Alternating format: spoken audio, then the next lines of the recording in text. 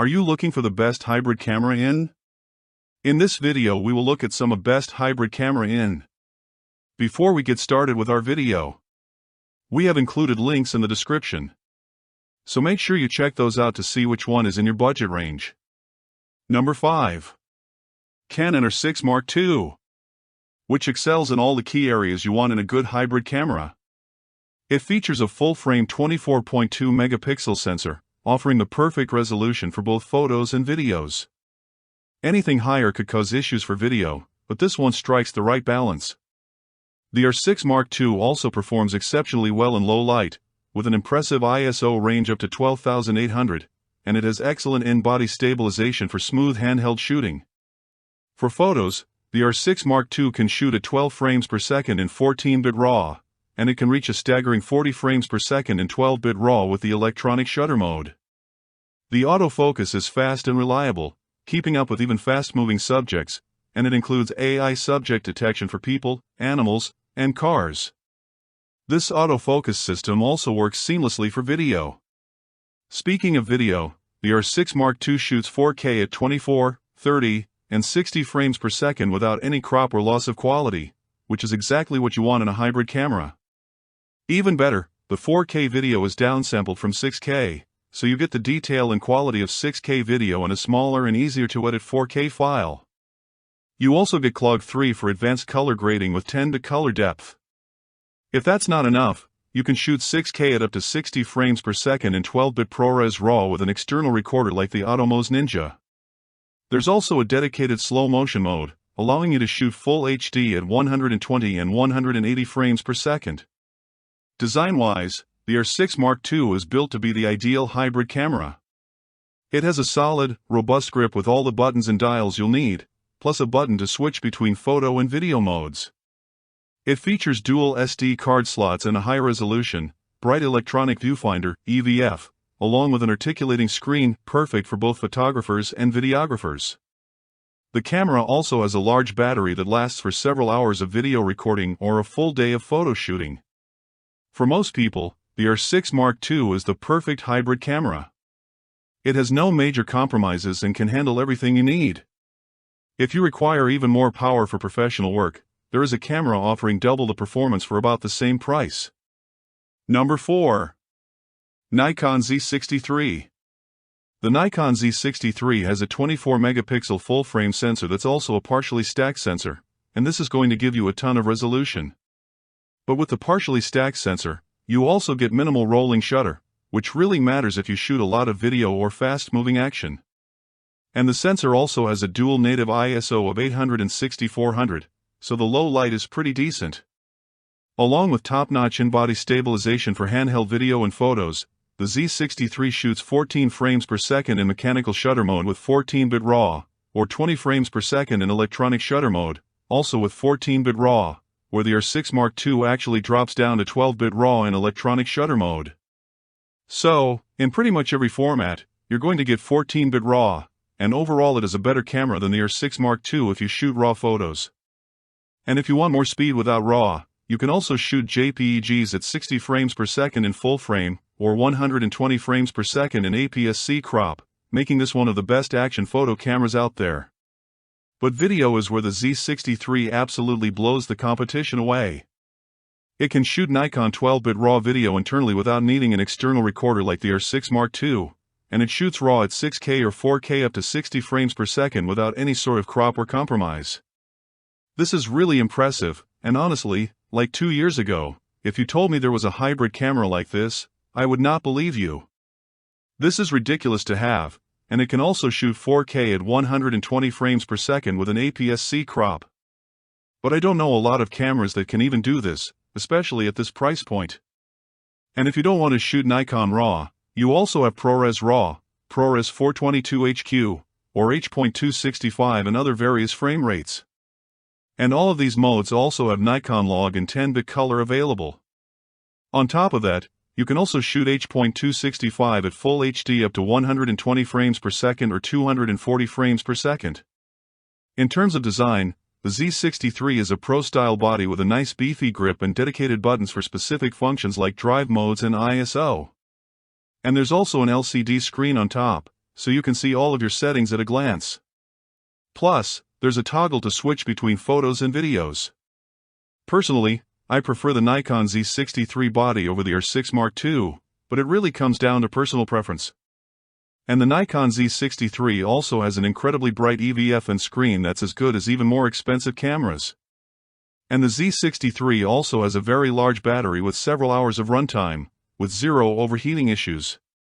And the Nikon Z63 also has dual card slots, with one being CF Express and one being SD. So, it's not meant to be a redundant backup, but rather you write photos to the SD card and video to the CF Express. So, if you want the most amount of power for your money, the Z63 is the way to go, especially if you want to do high frame rate photos and raw video. But maybe you want a cheaper alternative. You can actually save almost $1,000 when compared to the R6 Mark II or the Nikon Z63 with the newly announced. Number 3.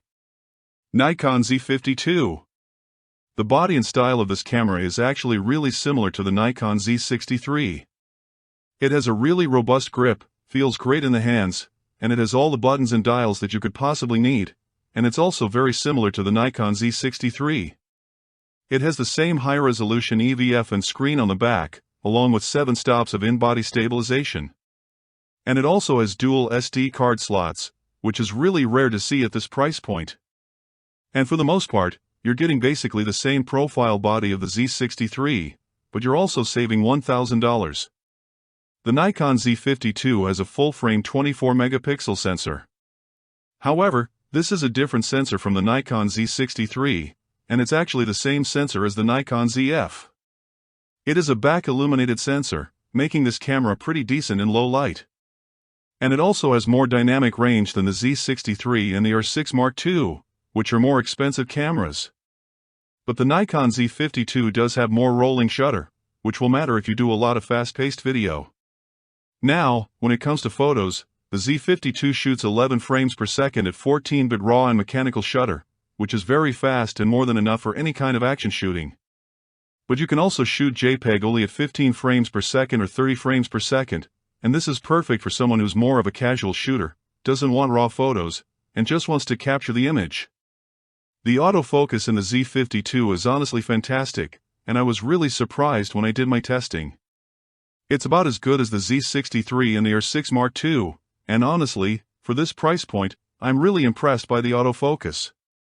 And the video is also way better than it should be at this price point. It can shoot 6K at 24 and 30 frames per second in full frame, or 60 frames per second in an APS-C crop and H.265 codec with Nikon log and 10-bit color. And it can also do full HD at 60 and 120 frames per second with no crop. But what absolutely blew me away is that the Z52 can also record Nikon RAW internally at 4K RAW up to 30 frames per second. And you can record all of this onto a pretty inexpensive SD card, where normally the Z63 uses a CF Express type card that's usually about $250 to $400. And the Z52 is the only camera at this price point that can do this. Being able to get RAW at this price point is an absolutely incredible value. So, if you want to save some cash but still want 90% of what the more expensive full-frame hybrid cameras offer, the Z52 is a no-brainer. Now, so far we've looked at 3 really great full-frame cameras, but not everybody actually needs full-frame, and you can also save a lot of money by getting a smaller APS-C size sensor camera. And there's not one, but actually 2 cameras you should look at. And the first camera you should check out is the Number 2. Sony A6700. It has a 26-megapixel APS-C size sensor, which is smaller than full-frame, but this sensor absolutely kicks ass when it comes to dynamic range and low light, and the performance is pretty close to a full-frame sensor. It has a dual native ISO of 800 and 2500 in slog 3, so your low-light footage should look pretty great. Plus, it also has in-body stabilization for smooth handheld footage. When it comes to photos, it shoots 11 frames per second in RAW with mechanical shutter, and that's about as fast as even the more expensive Sony cameras get. And like every other Sony camera, the autofocus is 10 out of 10, with subject detect for animals, people, and cars as well, so the autofocus will not let you down. When it comes to video, it shoots 4K at 24, 30, and 60 frames per second without any sort of crop or compromise. And the best part about this is that just like the R6 Mark II, the footage is also downsampled from 6K. So, your 4K video actually has the quality and detail of 6K, but in a smaller file size. And this is really cool to see a $2,500 camera feature in a $1,300 camera. Plus, you also have 4K at 120 frames per second, but it does have a 1.6 times additional crop, which isn't ideal, and I don't really like cameras that crop for slow motion. But I see this more as a bonus feature and not really something I'm getting this camera for. But if you want uncropped slow motion, you can also do full HD at 60 and 120 frames per second. Body-wise, it's a pretty typical mirrorless camera, and I'll just save you the time. It's a nice, compact camera with a solid grip. The EVF and screen are decent, but not amazing. The best part is having a toggle to switch between photo, video, and slow motion, and it also has a large Pro-style battery. The design isn't anything to write home about, but when you consider the specs and the price, this is easily one of the best APS-C cameras on the market and a very solid pickup. However, if you're someone that wants more resolution, let's talk about the second best APS-C hybrid camera, and that is the Number 1. Canon R7. The main selling point of this camera is the 32-megapixel APS-C size sensor, which is a ridiculous amount of resolution. This lets you capture a ton of detail, and you can zoom way into your photos. And the low light is also pretty decent, with great in-body stabilization.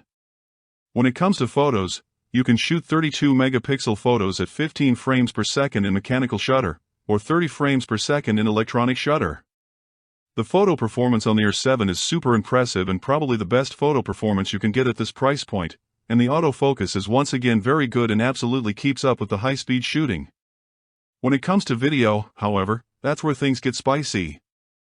You can shoot 4K at 24 and 30 frames per second, but it's also downsampled from 7K, giving you 7K detail but in a much smaller file.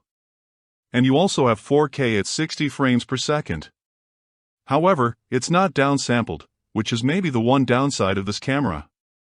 But if you want slow motion that's uncropped, you also have full HD at 60 and 120 frames per second.